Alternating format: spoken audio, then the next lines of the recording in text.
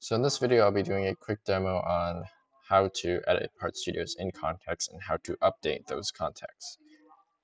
So the demo I'll be doing here involves adding the gearbox mounting holes onto this drive tube here.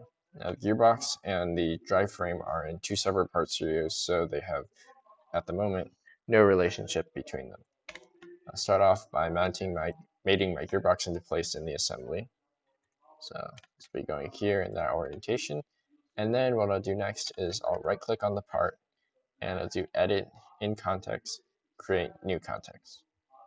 And what this does is it basically opens your part studio in a ghost version of the assembly. And so from here I can go ahead and add the mounting holes. I have a 1/4 inch clearance hole there. I'll make this concentric and have a 0.21 hole there, and I'll go ahead and mirror those over the front plane since I know it's symmetrical. And so what you'll notice here is that this hole is 2 inches from the center there. And what I was talking about earlier is now these two parts have a relationship now. The hole, the sketch, this hole in the drive frame is going to be concentric with wherever the hole in the drive gearbox is. And so if I go over to the drive gearbox here and I change this dimension, say, I end up wanting this hole to be 2¼ inches from the center there. And so this will go ahead and update. And you'll notice immediately if you come back here is that it still lines up.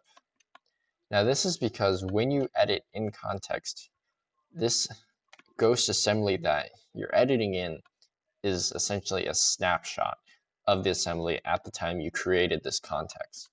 So if I were to come back over to this to the original assembly, you'll notice that the gearbox here has indeed updated because the assembly is think of it as a live version, whereas the context right here, the in context edit, is using a snapshot.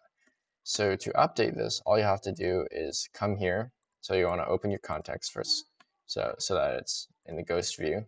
So see, this is no context, and then we have in context of the assembly. And then we go ahead and just hit update context. And it'll update, take a new snapshot of the assembly, and you'll saw right there that the gearbox moved. And now if we look at this again, notice that this is accurately reflected. It's 2¼ inches away from the center now. And this just overall makes your model a lot more parametric and saves you a lot of trouble and time when you go through and you edit key dimensions like this. So I'll go ahead and change that back to 2 inches, and you come back. So in the part studio here, you'll notice that it's still using the old snapshot.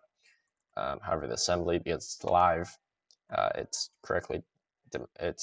using the most updated version of the gearbox. I'll go here and go ahead and hit update context, and you'll see that it changed back to being 2 inches away.